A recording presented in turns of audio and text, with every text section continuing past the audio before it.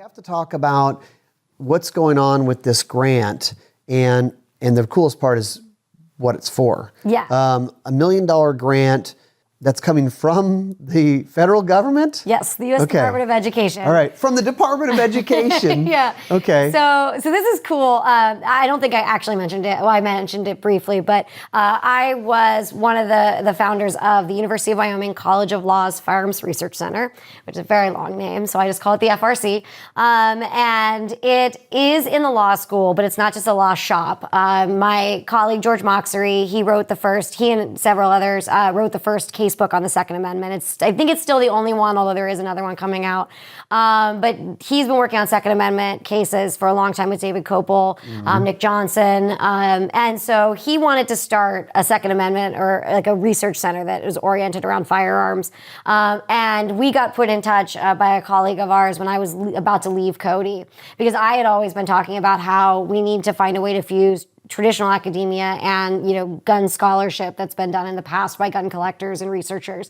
And so we kind of partnered up because I was the history background, not the law background. So we were able to kind of take a more interdisciplinary approach to the study of firearms. And we've worked with the business school and public health departments. We have a big suicide prevention initiative, especially in the state of Wyoming. It's a massive problem in the state of Wyoming. So we partner with the VA and do a bunch of different things. So it's very holistic, but this particular grant that we received is very Second Amendment oriented.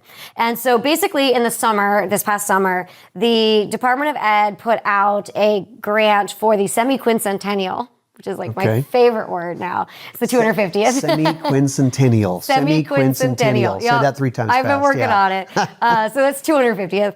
And they were looking for civics programming for secondary schools. And that was all civics programming. So this wasn't just a gun thing, that was being put out. It was specifically to help civic literacy in schools because the literacy rates are massively in decline. Yeah. And so you could be doing First Amendment, you could be doing all of them, you could really apply. It was very, very open-ended. So we decided, obviously, to do the Second Amendment because, obviously there's a lot of conversation around the Second Amendment. It can be a really difficult topic. It's a very nuanced topic, and it's the least talked about in the schools because I think to some extent, people don't know what to do with it. It's very difficult to access information. They're uncomfortable to talk about it. Exactly. The teachers don't know, probably 2/3 of them don't know anything about it anyway. Yeah. So we decided, we called it Armed with Knowledge, a nonpartisan Second Amendment initiative, which I already regret the name because now it's everywhere. When we got the grant, I was like, I just put that together real fast, that name, didn't think too hard on it.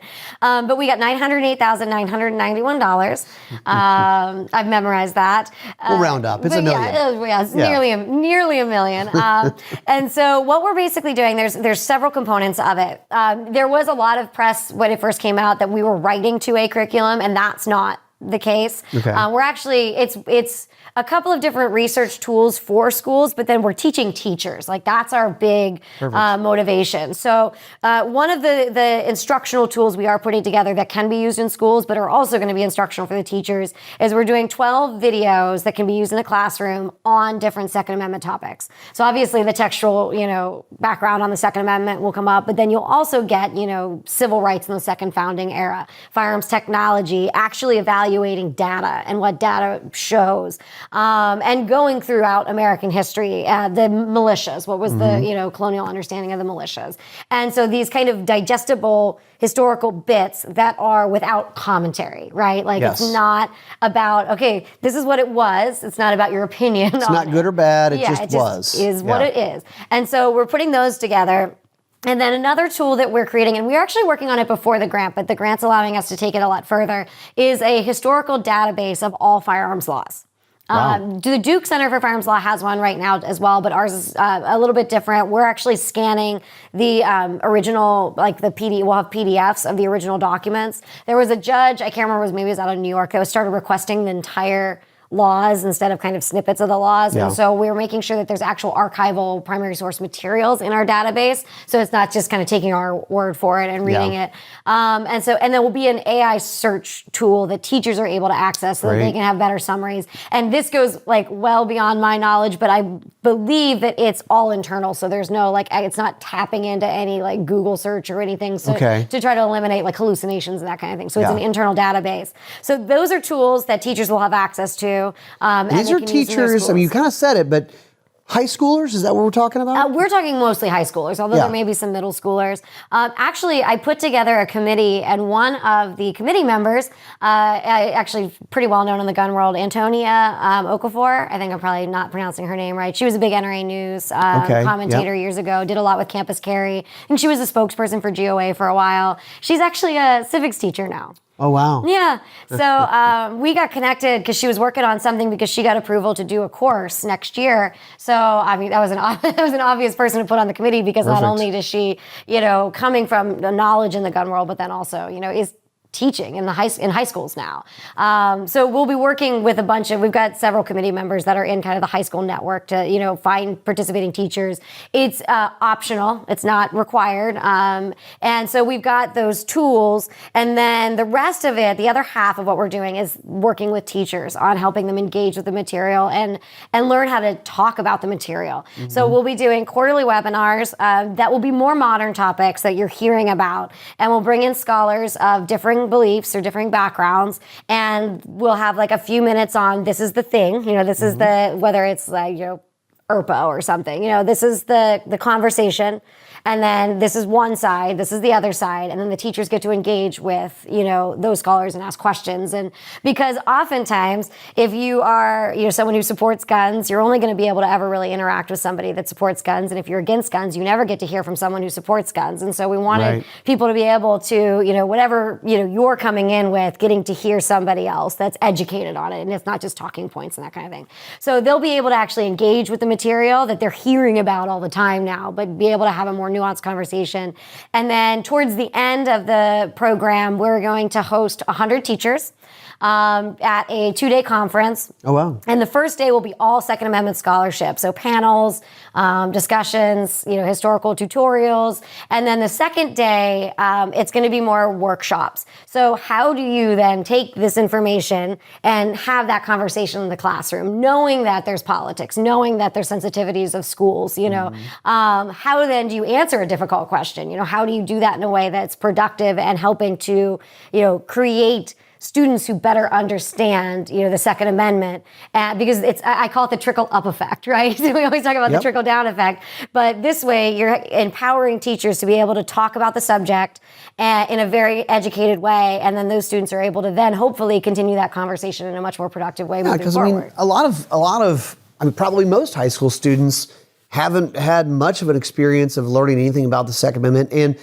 there's, not that it's difficult, but there are nuances to this, and now they're having a conversation. They're going to take that going forward in their life to go, no, that doesn't make sense because I learned this stuff. Yeah, it wasn't just the political talking points that, I heard.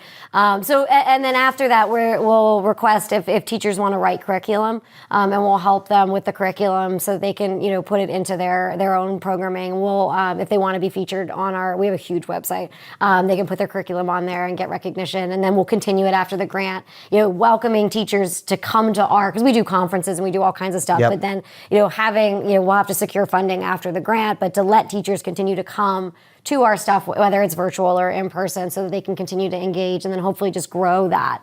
It'll be interesting. The biggest hurdle right now, the learning curve right now, is getting teachers to participate from all regions. So it's not just, obviously we'll have probably a lot of success in rural Wyoming, in the region there, and more, rural or some suburban communities depending on, but I've got people on the committee that work more in the inner city and in urban school environments, because I want to have representation across the country to try to, kind of see where we're moving with things. So it'd be nice to pick up those bigger metro areas and some teachers in those areas. Yeah. So I'm optimistic. It's going to be good programming that's available to everyone as well by the end of the grant.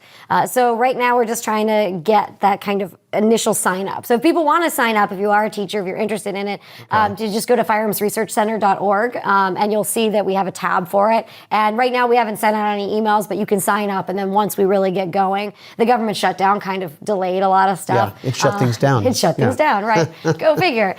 So now if you want to sign up, once we get rolling with our first webinar, which will probably be in the next month or so, Okay. So yeah, but I'm excited Awesome. to see how it goes. I think the committee's really cool. We've got academics, we've got teachers, we've got Kevin Dixie. I don't know if you've ever done Sure. anything with Kevin. Yeah. No Other Choice Trading. He's on it because we are going to have a firearms safety training component to the conference, so great. that people can learn more about the actual technology behind the firearms.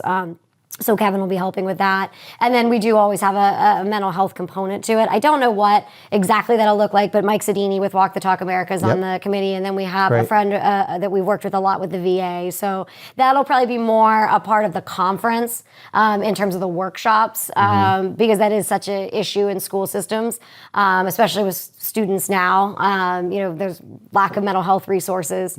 So we'll have a component of that. So we've got kind of that perspective. But it's a pretty nice, well-rounded group of people. Wow. I'm excited. We have our first meeting on Monday, so I'm excited Fantastic. to get Well, to work congrats with on them. getting that going. Yeah. That's great.